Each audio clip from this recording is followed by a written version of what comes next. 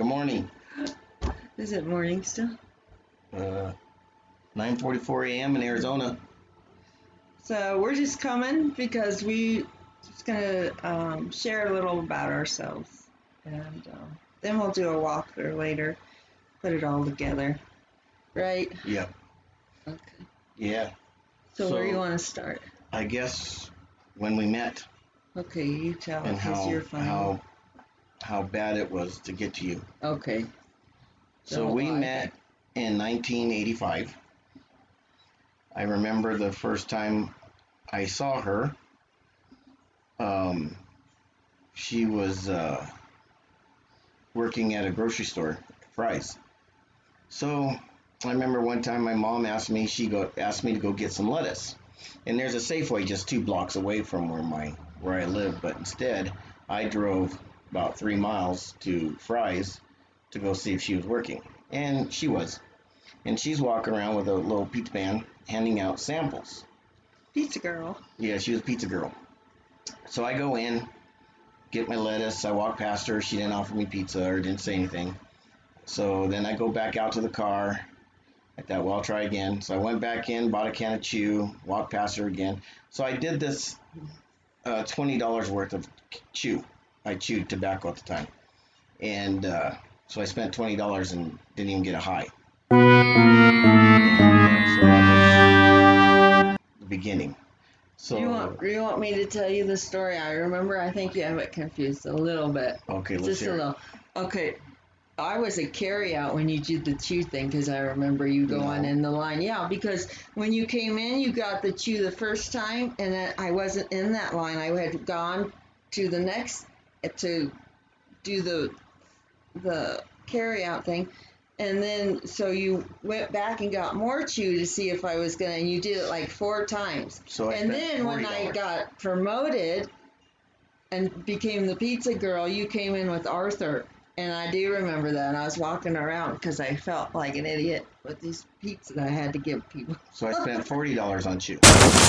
Well, I don't know, but they're 2 different times. The pizza time is when you were in with Arthur, and yeah, I was shy. I didn't want to give you pizza. So the moral of the story is that she ignored me. No. So anyways, and then I remember we were of course, back then we were only 18, 19 years old.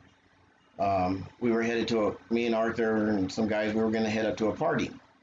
And as we were going in there, her and her friend were coming out. So we stopped them. They told us, oh, it's boring, nobody's there, blah, blah, blah. Yeah, you did. We stopped. Yeah, but that's not the first time we talked. It was when my lights went out. No, that's the night your lights went out. Yeah, that was after the lights went out. No, you stopped us and told us that there was hardly anybody at the party. And now that, yeah, you did. So then we went there, and she was right. It was really boring. Nobody was there. So we turned around, and as we were leaving, we were driving down Iron Springs Road, which is in Prescott, and she's pulled over alongside the road, and her lights weren't working on her truck.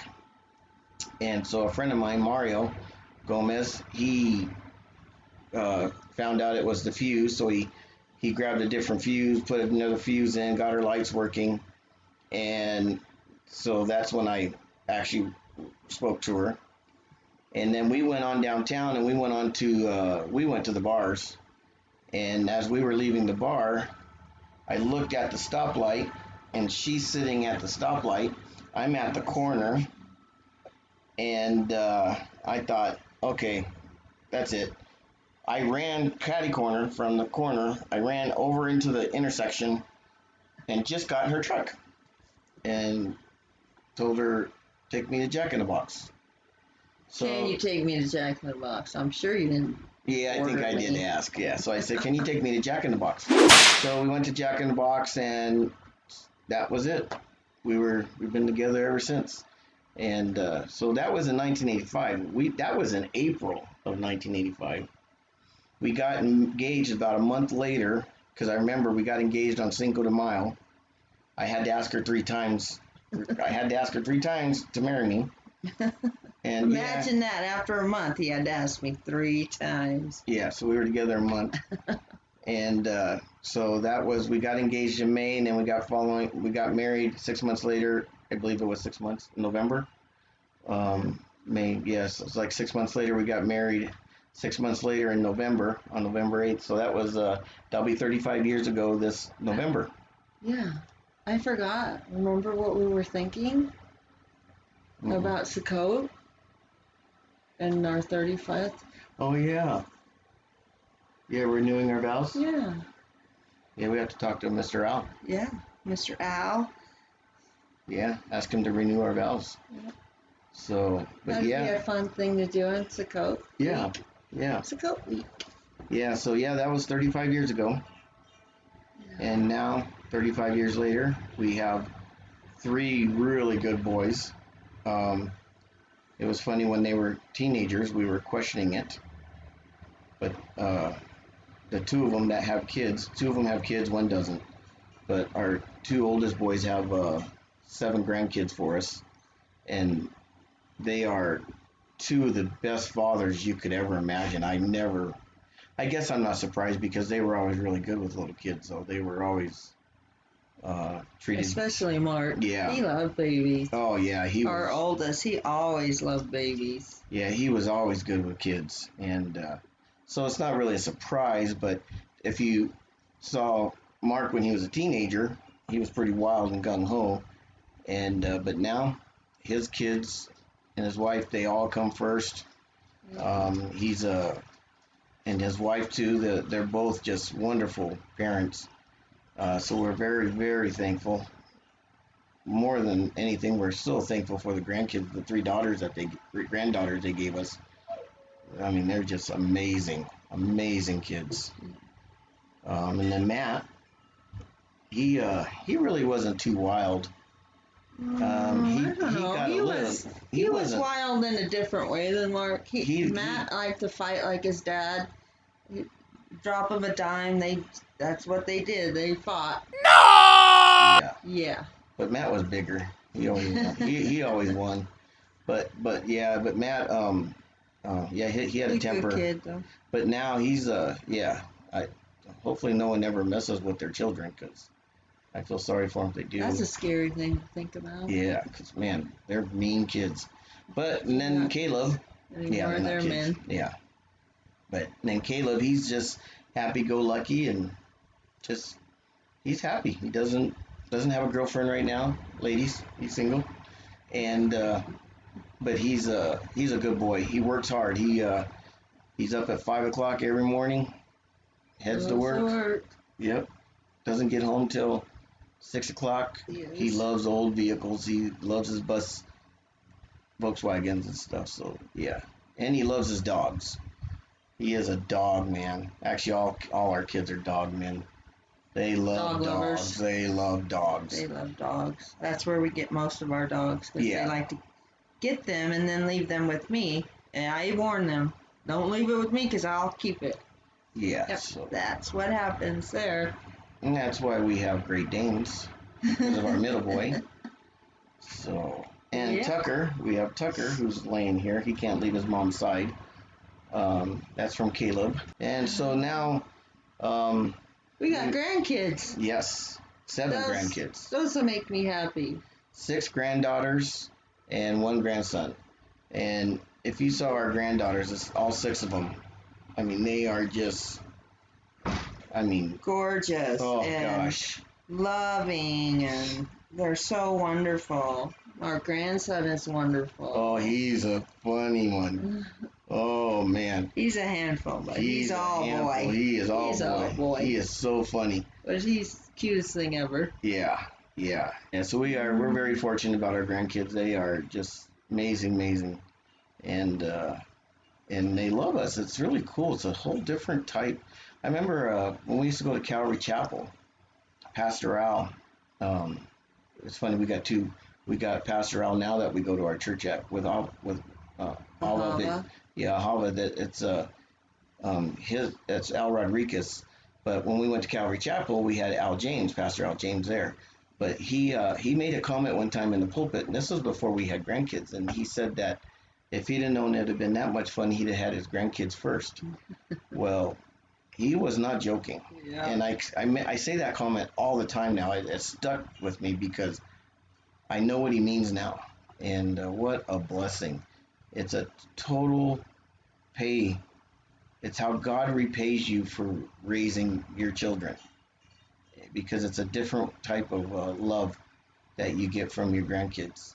And I just, oh, it's just awesome, awesome. And when they see you, they're so excited to see you. It's just a neat feeling when that happens. And our kids are really good about making sure they stay in touch with us, with the grandkids. So um, they they do a really good job about that, because it means a lot to all of them that they stay in touch, even uh, with everybody, all the grandparents, and so they do a really good job with that. So Yes, they do. yeah. Where else? What else? You want to talk about how much we like it out here in Willowhite? Oh man, Or that's I a like funny it. story. I grew up out here, and as a Yeah, kid, when I I was a teenager, I didn't like it, but I liked it before I went to high school. Well, it took an hour and a half to get to school, an hour and a half to get home, living out here, but I yeah liked it. yeah. I remember when my wife, we had a situation where we had to move, and my sister-in-law mentioned it to Steph, because she had this house that she had gotten back from the lady that passed away. It went through foreclosure, and then Tammy got it back because she was the actual person holding the note. So she mentioned it to Steph about, why don't you guys go live in my house, because I would prefer you guys living in it, taking care of it, than renting it out. Um, and I thought, no, no way. I mean, I just couldn't imagine living out here. So then my brother-in-law John called me, and he's like, Ernie, we really, really want you guys to move out there. He goes, there's no BS. Just we just want somebody in the property. We don't want to leave it empty. We don't want it just sitting there. We want somebody living in it, maintaining it, taking care of it. And I thought, well, we really didn't have too many options, because we weren't really sure, and we kind of had to move kind of quickly. So I thought, well, let's do it. So, but that was last September, and I got to tell you that it was the best move we've made. It is. I don't even want to go into Prescott anymore. I mean, I'd rather just stay home. It is just the sunsets, the stars. The peace. Oh my It's gosh, it's just so the quiet. quietness. Like, it's just, God knew what he was doing, Yeah, you and, know. and our dogs love it. Yes, they do. They run and run, and when these dogs sleep now, they sleep all night, because they just play all day. They just run around this land, like, because it's about 1.8 acres, almost 1.9 acres. It's about, and of course we're not on that whole part, but they have just a big area to run, and they just absolutely love it. But yeah, it's hard to explain the peace out here, because your neighbors aren't real close. Um, Close enough, but yeah, yeah, not that's too close close. enough, but not like Prescott, Yeah. where they're 35 feet away. The house is 30, in some areas, the house is only 10 feet away. But they're not right on top of you. It is very peaceful out here. You just get a sense of peace that I don't And know if we ever had anywhere else that we lived like that. yeah, and then the airplanes that fly over, I mean, the big jets, and, Luke Air Force Base is practices not far, so you hear a lot of their stuff going on, and you just, and then the coyotes, it's really cool. I mean, we haven't seen any. I mean, I've seen them, but not on the property, and and I don't think they'll come here because we have too many dogs, so they stay away from that many. But it's kind of cool to listen to them at night, doing their little cackling, crying thing. Yeah. It's that's kind of cool. Um, and then we have a Toad restaurant now. Ernie calls it the Toad Restaurant. Yeah, we have a light out there that kills the moths and the mosquitoes if there's any. So we used to have a lot of mosquitoes. So they didn't really bother you. There were just a bunch of them. But So I put that out there. Well, now the toads all line up out there. The other night we had 5 of them, really cool looking big old toads, and they just sit there and they just eat the bugs. And so yeah, it's kind of cool. We call it the Toad Restaurant. Keeps them out of our garden because we keep them full. Yeah, it does. And that's the other thing too, is our garden.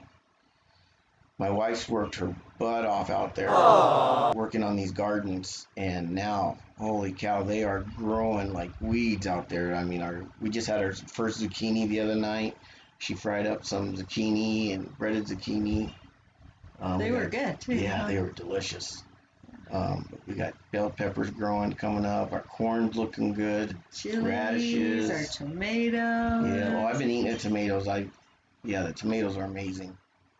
I've been eating tomatoes. Ate some last night again. And so we probably should get on to why we did that. Yeah. Because we were going to do Sukkot. Yes. We decided to do Sukkot. Lord put it on our hearts.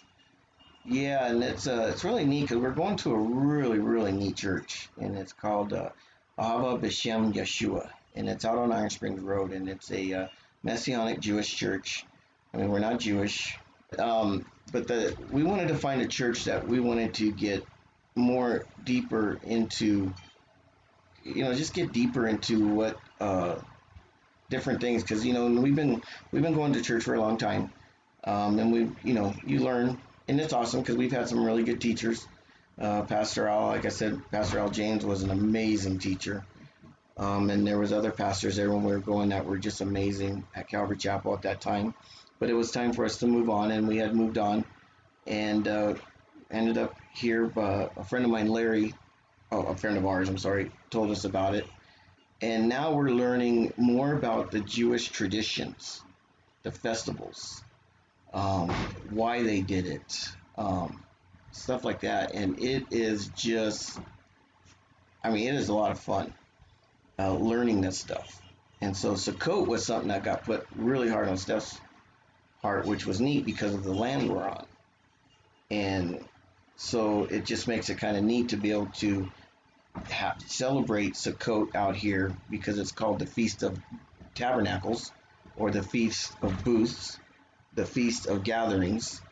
It's got several different names, but so now we're working on it to get everybody to gather with us for Sukkot, and our goal is to have little places out there where people can actually stay under the stars, just like they did, celebrating the 40 years of travel through the desert and staying in what they call sukkahs, and that's what we're going to build we're not going to build all sukkahs though. Yeah, people can bring tents for the week if they wanted to camp. Yeah, they can stay out there and enjoy the stars, and God willing, with the coronavirus.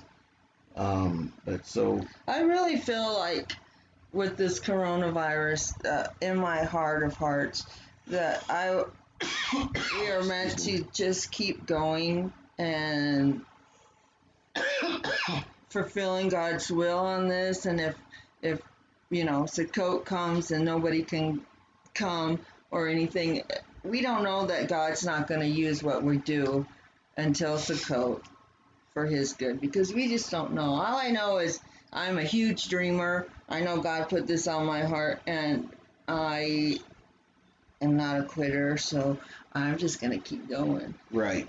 And I agree with that. And she does every day. She's working on something every day. She's actually, some days I think I got to try to get her to take a break because I've been ill myself, so I haven't been able to do stuff like she has. So I always have to try to get her to calm down, take a break, because she's kind of overdoing it some days. And I worry about her because she's out there digging holes. She's doing just getting everything ready for people to come when they get here, because with the harvest, which is with Sukkot, she has her gardens, and she wants it to be, like looking good for the Sukkot too, because that's, the festival of harvest. And so in October, that's when a lot of stuff, we start. I'll have I'm sure we'll be canning and stuff by then. By then, yeah, but our pumpkins and all the pumpkins will be going, which are growing like crazy right now. So yeah, And how exciting is that? Yeah.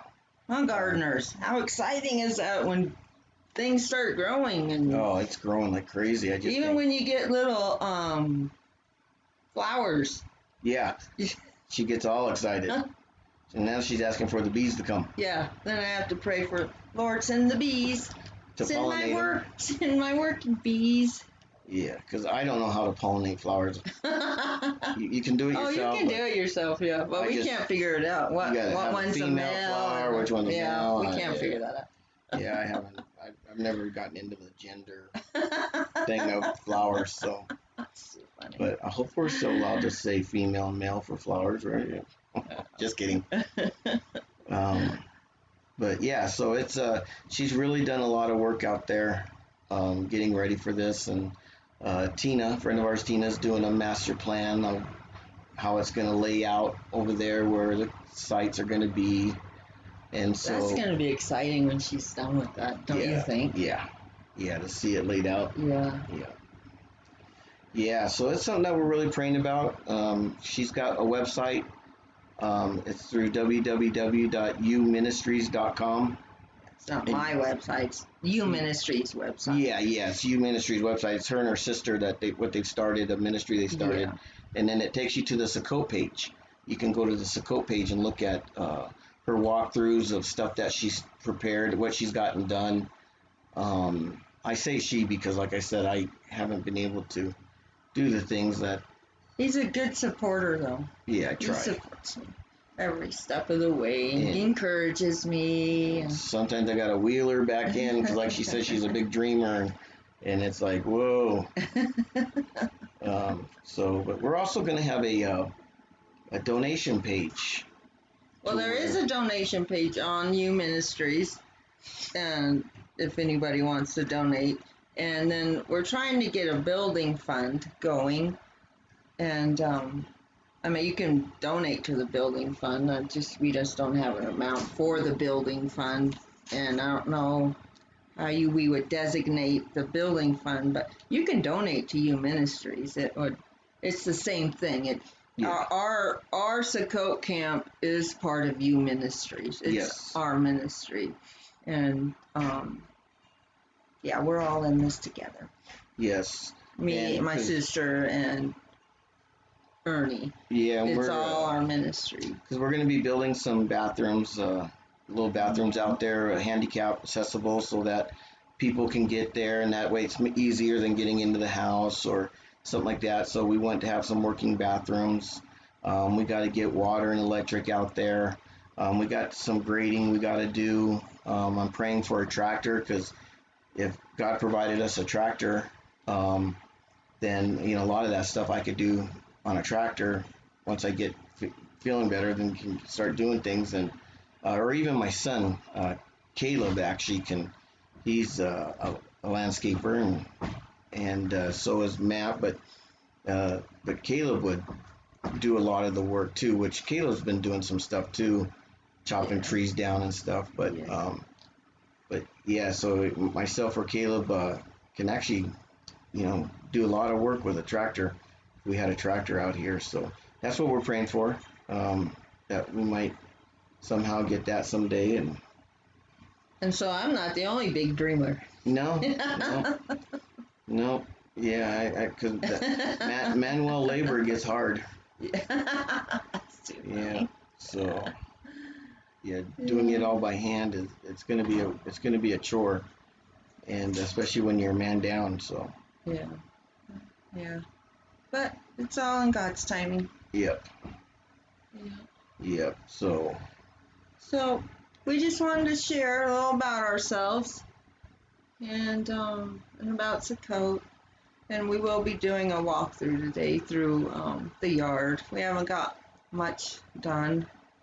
I haven't got much done because it's too hot. Yeah, it's been warm. So I've been trying to do things on the ministry part of it that needs to get done, but we're still going to do the walkthrough because the plants are going crazy. Yes. We want to show you the difference from the last walkthrough. Yes, we do, or she does, and you'll be surprised, especially how big the plants have gotten. So, So we well, thank you for watching. yeah. And in closing, we just want to make sure everybody, please pray for our leaders of this country. Please pray for President Trump. Pray for our police. Pray for the victims of police brutality, which does need to stop. But we also still need our police departments. So pray that God's hand will be involved in these decisions because God does not believe in racism. God is Jewish. Um, Jesus was Jewish. I'm sorry. So pray for racism that does go away, and but especially our leaders right now. Our leaders need a lot of prayer, and we want to lift Our them nation up. needs a lot of prayer. Yeah, like watching that news thing on MSNBC the other day saying that we're just a bunch of Noah Ark fairy tale believers, and it's kind of sad that they look at our Christian views as that we're believing in fairy tales. So think about that when it is time to vote. Yes. That what the people are saying about Christians, um, and for him to say that was sad. That we're just fairy tale believers. So, but yeah, lift them all up in prayer, please. All our leaders that we need to be praying for. So, All right. all right. Yeah. Thank you guys. Adios. God bless you. God bless you all. Bye Bye. bye.